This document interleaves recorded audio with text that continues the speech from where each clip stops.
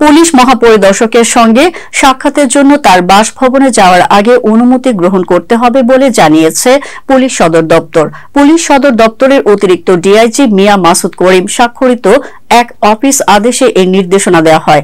আদেশে বলা হয়, পুলিশ মহাপরিদর্শকের সাক্ষাতের জন্য বাসভবনে যেতে হলে পূর্বানুমতি প্রয়োজন। বিষয়টি গুরুত্বের সঙ্গে বিবেচনার জন্য বাংলাদেশ পুলিশের সকল সদস্যকে নির্দেশক্রমে অনুরোধ করা হলো।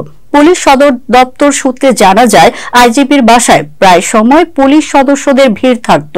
পুলিশ সদস্যরা তাদের বিভিন্ন দাবি কিংবা তবদিল নিয়ে যেতেন আইজিপির বাসায়।